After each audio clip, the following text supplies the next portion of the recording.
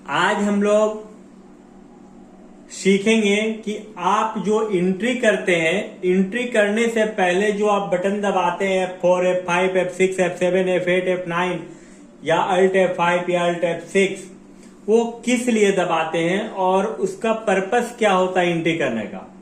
बहुत सारे स्टूडेंट लोग हैं कि वो सीख तो लेते हैं टैली और एंट्री करना भी जान जाते हैं, लेकिन कभी कभी क्या होता है जब वो प्रोफेशनल में आते हैं एंट्री करने के लिए तो उनके पास वहां कॉपी या फिर कोई टीचर नहीं होता है गाइडलाइन करने के लिए, जिससे उनको एंट्री करने में काफी दिक्कत होगा।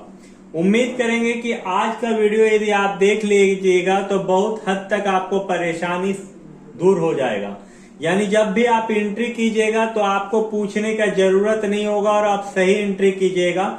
लेकिन इसको सिखाने से पहले आपको हम बता दें, यदि आप हमारे चैनल में नए हैं तो हमारे चैनल को सब्सक्राइब कर दीजिएगा और वीडियो को शेयर कर दीजिएगा। चलिए वीडियो को स्टार्ट करते हैं और शुरू से आपको बताते हैं एक एक करके।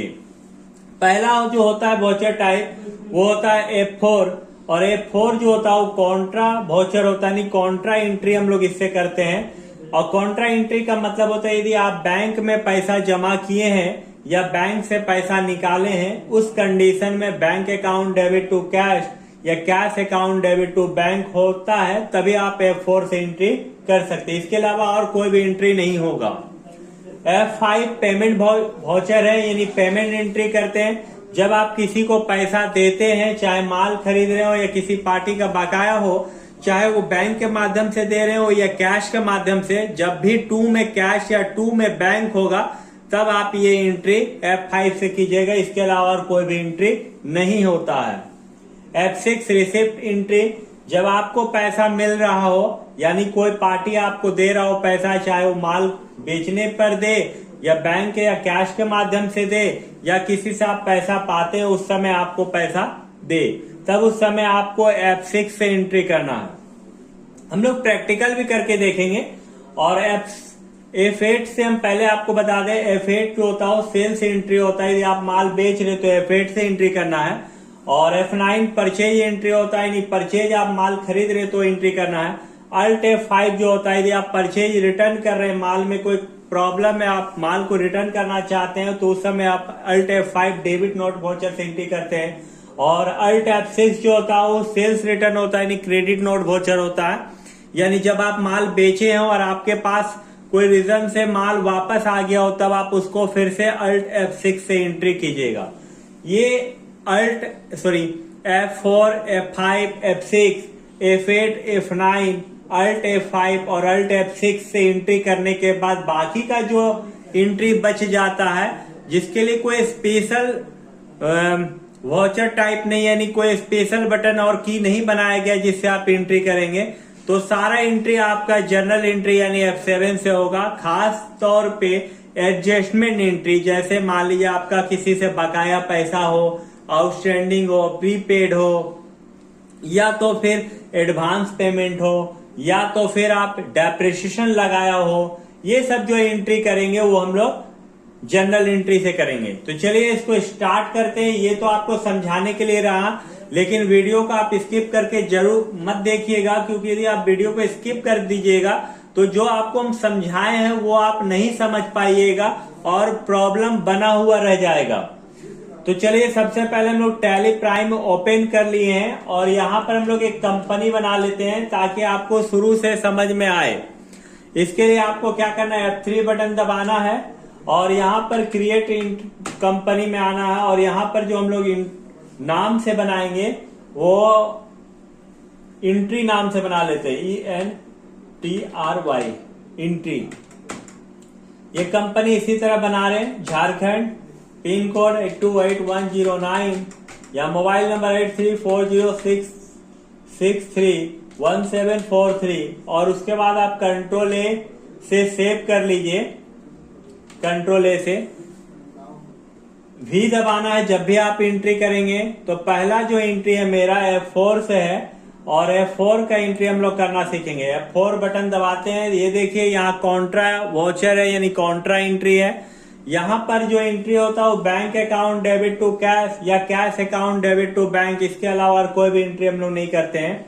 तो यहाँ पर हम लोग एक एंट्री करते हैं, जैसे मान लीजिए बैंक से पैसा हम लोग निकालें, तो जब बैंक से आप पैसा निकालिएगा तो आपके पास कैश आ जाएगा, यानी कैश अकाउंट डेबिट और टू में बैंक होगा।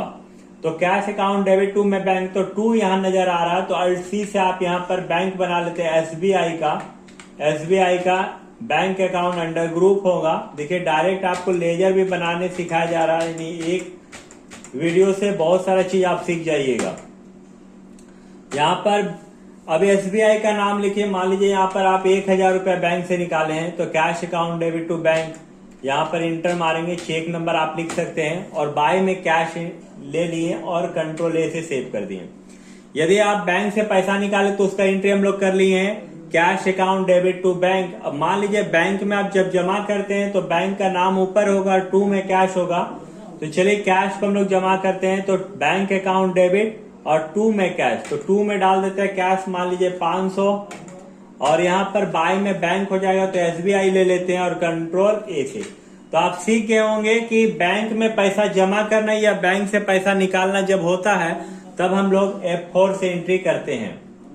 F5 का हम लोग सीखेंगे, जब आप किसी को पैसा पेमेंट कर रहे हो, चाहे वो बैंक के माध्यम से हो या कैश के माध्यम से हो, तब हम लोग एंट्री F5 से करते हैं। चलिए देखते हैं, F5 दबा दिए। F5 यहाँ पर पार्टी का नाम नहीं है, तो चलिए एक पार्टी का नाम बना लेते हैं, अल्ट सी दबा दिए, यहाँ राम लिख देते हैं। राम को हम लोग पेमेंट कर रहे हैं, सिंडिकेटर्स यानी सिंडिकेटर सिलेक्ट कर लेंगे, बाकी का डिटेल आप डाल दीजिए जो भी डिटेल है पार्टी का।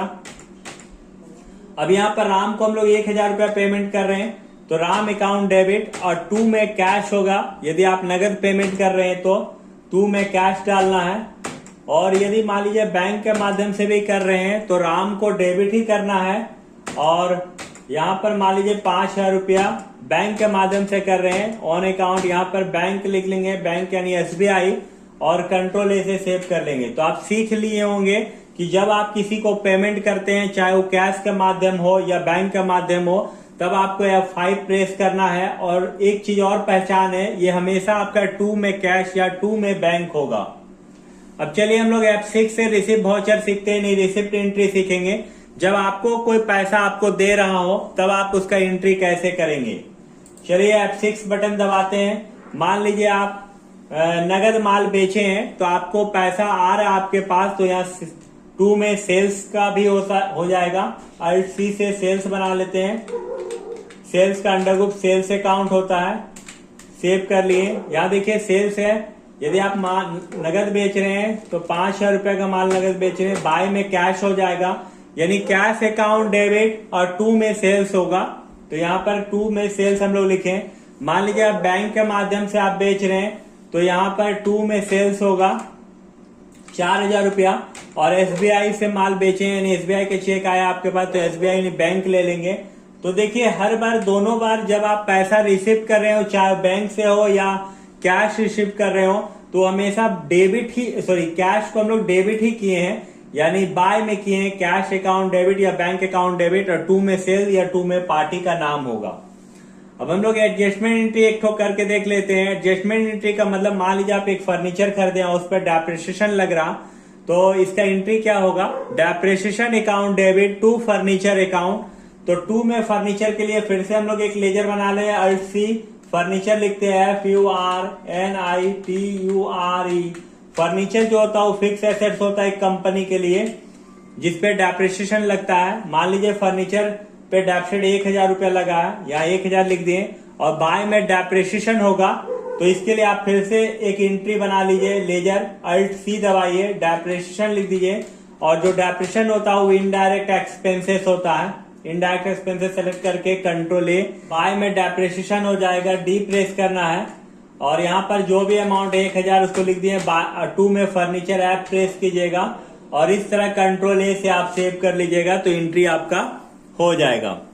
अब हम लोग F8 में आते हैं, यानी F8 सेल्स एंट्री होता है। यदि आप F8 दबा रहे हैं तो यहाँ सेल्स का एंट्री होगा। जब इस तरह का आ जाए और आपको बाय और टू में करना एंट्री, तो यहाँ देखिए चेंज मोड है, चेंज मोड में एज वाउचर में आइएगा और इंटर मार दीजिएगा।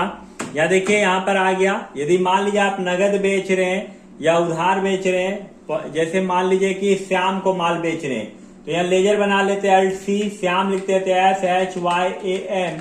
श्याम का सेंडिडेटस होगा क्योंकि आप माल बेच रहे हैं तो श्याम आपको पैसा देगा। कंट्रोल ए से हम सेव कर लेते हैं, कंट्रोल ए से, यानी श्याम अकाउंट डेबिट 4000 रुपए का माल बेच रहे हैं। और 2 में क्या हो जाएगा, 2 में सेल्स हो जाएगा।